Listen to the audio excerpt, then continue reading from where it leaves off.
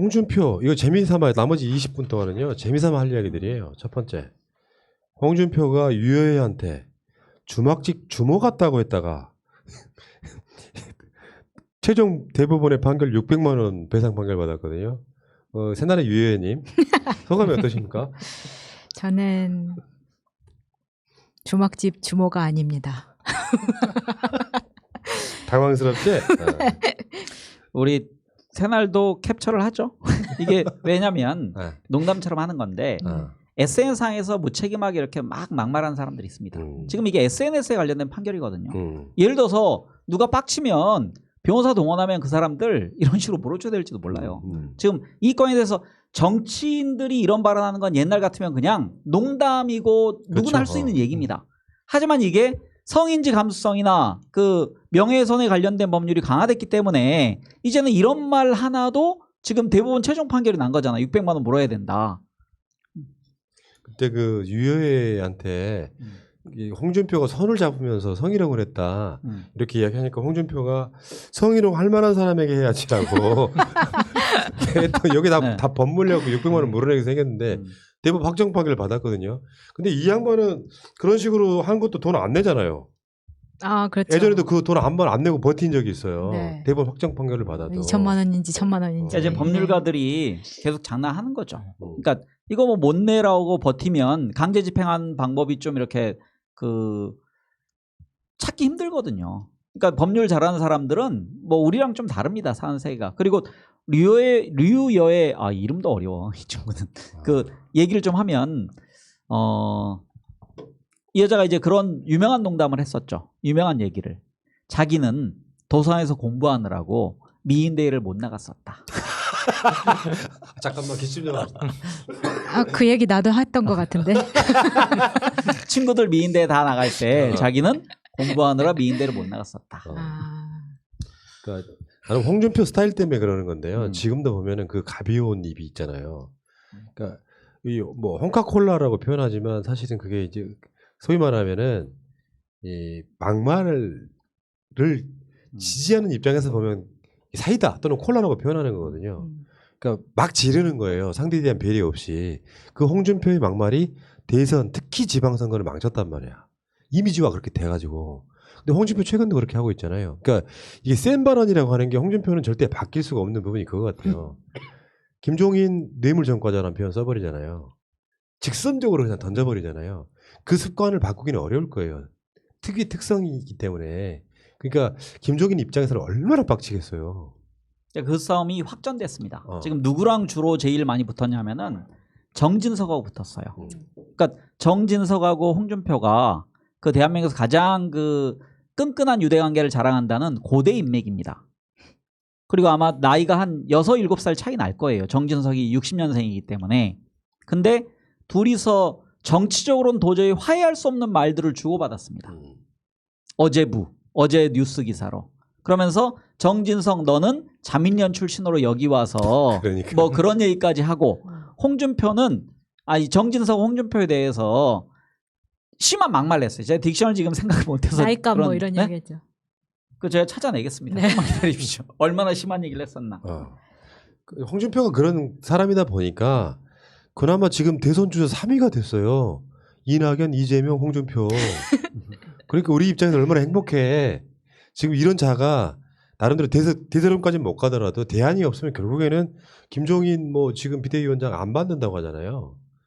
그러니까 비대위원장 또 논란이 많아지니까 지금 심재철이 난 모르겠다. 다음 원내 지도부가 뭐 투표를 하든 뭐 알아서 해라. 그리고 손 놔버렸어요.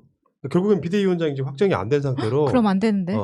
그래, 그러니까 이런 상황이 돼 있는 상태에서 지금 공방이 오고 가는 게 그거 아니에요. 심재철은 홍준표한테 하는 말이 무소속 홍준표 씨 당신은 남의 당 일 참견하지 마 이렇게 돼버린 거예요. 그렇죠. 서로 간에 이제 그런 식으로 이제 지지고 볶는 중진들 간에 막 그 정진석 자민련에서 온 따위가 네가 어떻게 쉽게 표현하면 보수 정당의 본류라고 할 수 있어? 이런 소리잖아요. 그러니까 딕션 이겁니다. 자민련에서 들어와서 MB와 박근혜에게 붙었다가 이제 김종인에게 붙는 걸 보니 안타깝다. 이런 사람들이 들어와 설치는 건 이 당의 미래가 없는 것. 이렇게 했고요. 그 다음에 이제 그러자 정진석은 또 어떤 얘기를 하냐면은 그는 지금 우리 당 구성원들을 내가 당에 들어가면 대선 주자 자리는 내 것이고 당원 바꿔서 당대표 겸하겠다 까불지 마라고 협박하고 있다. 그러면서 이 얘기까지 거론합니다. 2018년 지방선거 때 전국의 절대다수 우리 당 후보들이 홍준표 당대표의 지원 유세를 한사코 거부했던 총극을 벌써 잊었는가. 맞다. 그랬다. 기억난다. 네.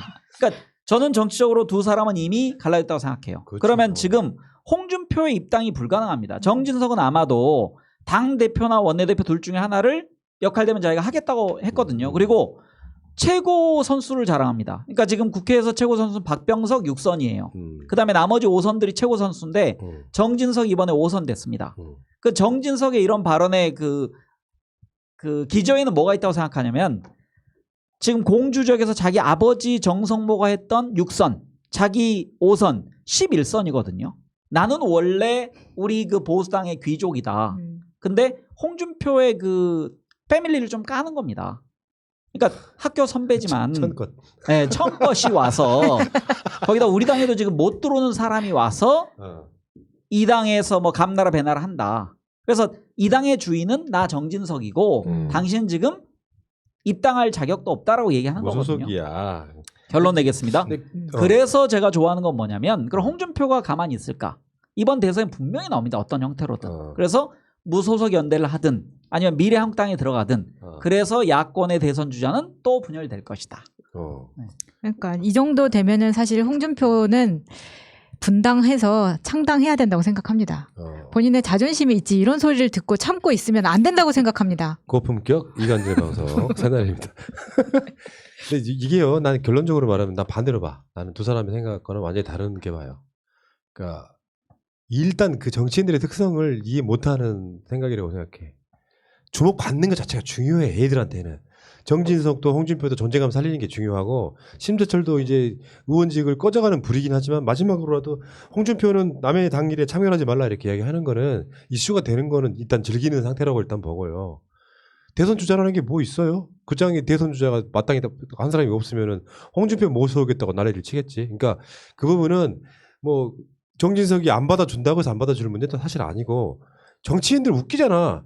바로 엊그저께 멱살 티격태격 싸우다가 저녁에 지들끼리 술 처먹고 막 놀아요. 그런 애들이기 때문에 문제는 홍준표가 우리 미래통합당에 그 당대표 또는 대선 주자가 돼주면 땡큐지. 그러니까 우리는 홍준표는 미래통합당 들어가게 해줘야 돼요. 아니 그 과정에 좀 싸워야죠. 지금처럼 확대해서 다른 이제 유승민하고도 좀 싸우고 그다음에 안철수하고도 설전 좀 하고 그래서 앙금이 남아서 대선 때 그들이 또 좀 싸우는 걸 봐야 됩니다. 그렇지, 너 옛날에 그렇지. 나한테 이 얘기했었지 그러면서 근데 제가 아까 왜 그 고대 인맥을 얘기했냐면은 그 정치인들 사이에서 고대 인맥들 사이에서는 이런 식으로 험한 말을 안 주고받거든요. 특히 같은 당에서는. 근데 지금 저는 돌아올 수 없는 너무 나갔다. 다리를 서로 건넜다. 고대가 좀 끈끈하죠. 그 인맥 관계가. 끈 적이 여기 있잖아요. 여기 MB 후배. 그러니까. 지금 홍준표가 지금 저러고 있는 게 나는 되게 즐거워요. 왜냐하면 그게 보통은 성숙된 사람들은요 대선 주자 정도 되려면은 이런 논박을 주고받는 게 아니라 보수 쪽에서 생각해 보세요. 그나마 당 재건하겠다고 김종인을 이렇게 막 모시원에 만회할 때 정치 행위라고 하는 것은 어떻게 보면요 국민한테 보여주는 이미지라고 그랬잖아요. 그러니까 김종인 하나도 못 모셔와 지들끼리 치고받느라고. 그러니까 되게 포기하게 돼버리는 상황인데 이럴 때 내가 대선 주자로 뛰고 싶은 홍준표라고 한다면 그걸 밖에서라도 수습하려고 노력을 해야지. 계속해서 이게 뭐 이은재 표현처럼 야지 놓고 있잖아요. 근데 홍준표는 왜 이런 발언을 할 수밖에 없냐면요. 지금 상황에서 거기에 정진석이 껴든 겁니다. 왜냐하면 김종인을 받아들일 수가 없어요. 그러니까 8일 전에는 받자고 했어요. 하지만 8일 만에 바뀐 거거든요. 그러니까 그 전에는 김종인이 그 비대위를 이끌고 내가 자연스럽게 입당해서 내가 당권을 맡든 대권을 맡든 해야지라는 게 본인의 계획인데 지금 김종인이 들어오기 전에 발톱을 하나 보여준 게 70년대생으로 경제를 아는 사람으로 가겠다. 그러면서 임명을 거론했어요. 안철수도 유승민도 홍준표도 안 된다라고. 그러면은 정치적으로 그런 발언하는 사람에 대해서 찬성할 수 없는 거죠. 홍준표 입장에서는. 그래서 홍준표에 김종인에 대해서 공격하기 시작합니다. 그러니까 그 이야기는 몰라서 하는 말이 아니고 너무 가볍다는 거야. 홍준표가. 원래 그런 그러니까 거. 김종인이 예를 들어서 그런 안을 내놨다고 해서 음. 대중적 인기가 생깁니까? 인위적으로 뭐가 되냐고. 말하자면 거기서 대승적으로 당을 재건하는 모습을 장외든 바뀌든 아니든 보여주면서 뭔가 안정감을 줘야 되는데 약간 좀 깐족거리면서 비주류로서의 특성을 그대로 드러내고 있는 거예요. 준표 형이.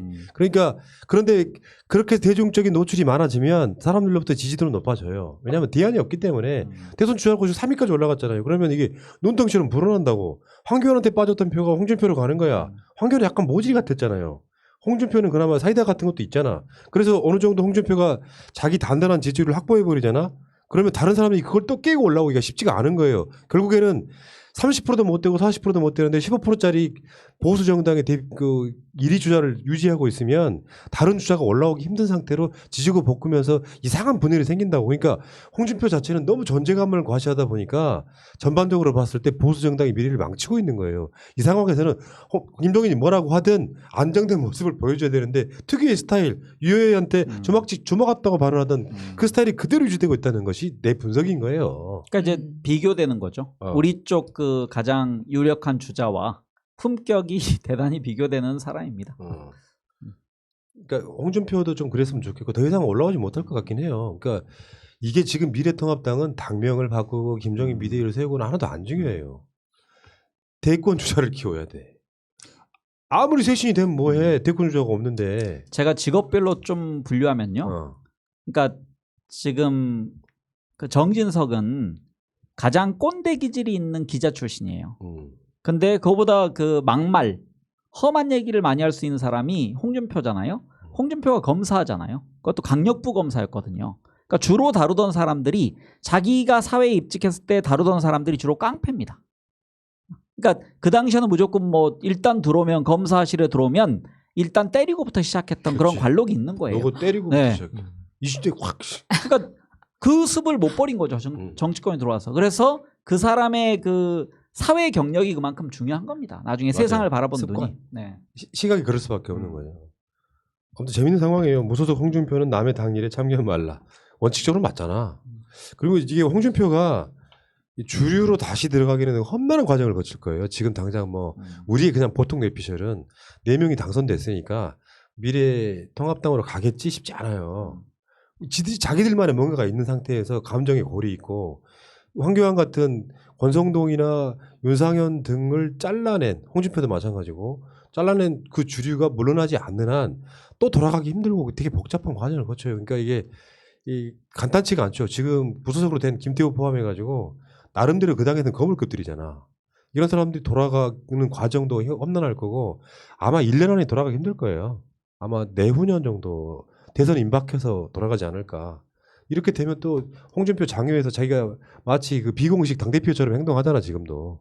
근데 홍준표 생각은 당이 깨진다고 생각을 하는 거죠. 그러니까 자기가 안 들어오더라도 자기가 정계 개편을 주도할 수 있다고 야권에 관련돼서 그런 생각을 할 수도 있습니다. 그러니까 김종인이 들어오기 전에는 자기는 쉽게 여기 들어와서 자기가 왕노릇 하려고 했는데 지금 사람들 보니까 나에 대한 안티가 너무 많다. 심재철을 비롯해서 심재철, 정진석 비롯해서 너무 안티가 많다.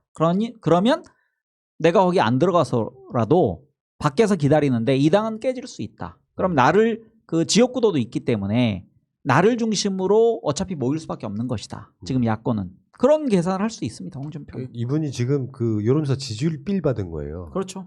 내가 황교안을 제꼈다라고 하는 그 빌 받아가지고 지금 기고만장해 있는 건데 6.7하고 6.1인가 그렇습니다. 그래서 이거는 내가 봤을 때는 이게 문제야. 숫자 하나에 필 받아가지고 계속 이러고 있으면 얼마나 꼴보기 싫겠어. 이럴 때는 홍준표는 입 다물고 있는 거거든. 조용히 있으면 돼요. 사람 됐네 바뀌었네라는 이미지를 줘야지. 못 참죠. 근데 그러니까 그렇지. 개가 똥을 어떻게 참아요. 죄송해요. 그 똥개 아닌 분들. 실제로 어렸을 때 보면은 그 똥개라고 불리우는 그 종은 참기 힘들어해요. 국민이 원한다고 생각하겠죠. 네.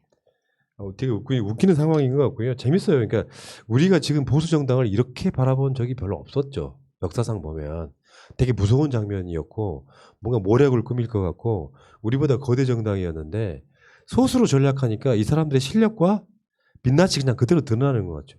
그러니까 이런 이유가 딱 한 번 있었는데요. 그때가 언제냐면 그 지자체 선거에선가 졌을 때 그때 이제 대신 야당에는 박근혜라는 그 당시에 정치적 거물이 있었습니다.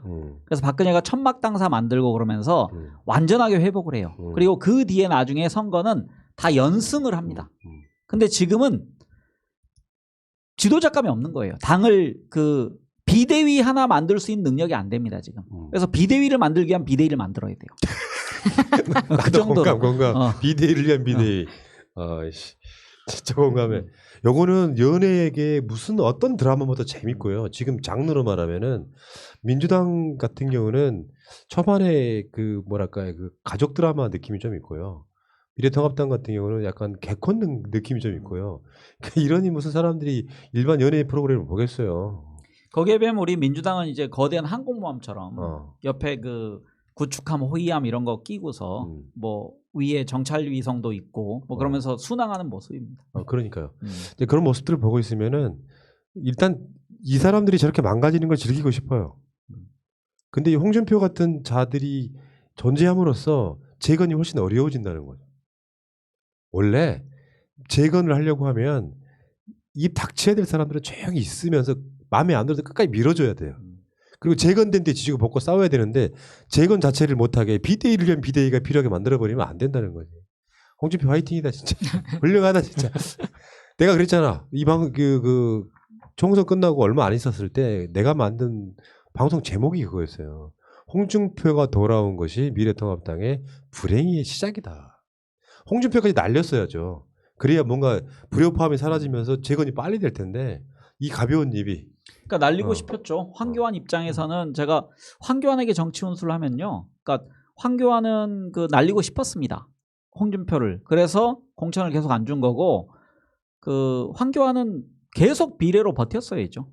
그러니까 지역구를 절대 가면 안 되는데 그 선택을 잘못한 겁니다. 그러니까 아무리 욕을 먹더라도 비례로 살아남았다면 지지율이 약간은 추락하지만 원상태로 회복될 수 있어요. 그러면 대권 주자로서 확고하게 2위 자리를 지킬 수 있는데 당 안팎으로 너무 이제 우리 같은 사람들 특히 새날에서 지역구 안 나오면 안 되지 정치가 아니지라고 이간질했기 때문에 거기에 넘어간 겁니다. 근데 비례대표로 나갔으면은 당 대표인데 모냥 미래의 빠져. 한국당으로 가야 되잖아요. 당적을 바꿔야 되잖아요. 거기로도 가는 게 어딥니까 지금 입장에서 거기라도 가는 게. 예, 어쨌건 마지막으로 하나만. 그러면 우리 식견 높으신 황 작가님, 황교안은 컴백 식견 먹는 게 컴백이 가능하겠습니까? 누구요? 그러니까 요즘에 황 작가가 황교안은 돌아오죠. 자기 그 유튜브 방송이나 등 요즘에 태도가 좀 바뀌었어요.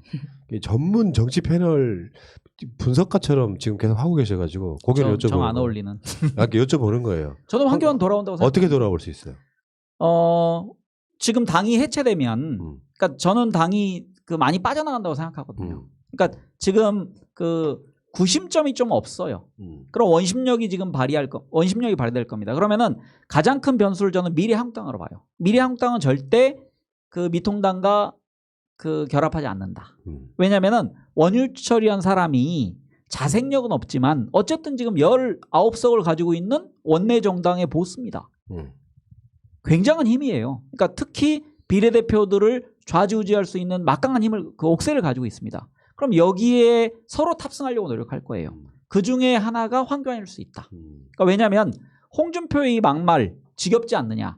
그러면서 어쨌든 우리에겐 품이 있는 지도자 황교안이 다시 돌아와야 한다. 이런 그 세력을 만들겠죠. 저는 반드시 돌아온다고 생각합니다. 나는 돌아오기 쉽지 않다고 봐요. 정치 사실상 은퇴했다고 봐요. 돌아올 공간이 없어요. 그러니까 간단히 말하면 황교안의 원죄는 뭐냐면은 역사상 기회가 김종인처럼 비대위원장 뭐 총선 15일 만에 15일 전에 들어온 케이스가 아니고 당 재건을 위해서 국무총리 하던 자를 미래 자유한국당이 갖다 쓴 거잖아요. 국무총리 그 스펙 보고. 근데 역사상 가장 참패를 당한 데는 황교안의 원죄가 제일 커요. 그러니까 홍준표가 지방선거 말아먹은 것보다 황교안이 지방선거 말아먹은 원죄가 비교를 해보면 5배 이상 커요. 충격이 커요. 그러니까 그런데 이제 제가 근거 하나만 드리면은 황교안의 나이가 그렇게 많아 보이지만 57년생이에요. 맞네. 상당히 어립니다. 그러니까 정치적으로 보면 그 대표 직급으로 보면 상당히 어려요. 그러니까 이 사람은 자기가 이번 대선에 나가고 다음 대선까지 한번 해볼 수 있다라는 생각을 할 수 있어요. 그래서 빨리 어디 정치 학원 다녀라. 아니면 매일 새날이라도 자, 새날 패널이라도 시켜볼까? 그러니까요. 정치 좀 알려주고 싶은데. 새날 패널 시켜서 정치를 좀 가르쳐야 되는데 정치 바보라서 정치 ABC를 몰라서 지금 이번에 실패한 겁니다. 저분이 은근히 황 작가가 황교안이 같은 황씨라고 엄청 챙겨주는구나. 못 돌아온다. 내가 100만 원 건다 내가. 황교안이 돌아와야 우리에게 유리합니다. 어쨌든 못 돌아올 것 같지만 돌아오면 더 좋다. 돌아와야 유리합니다.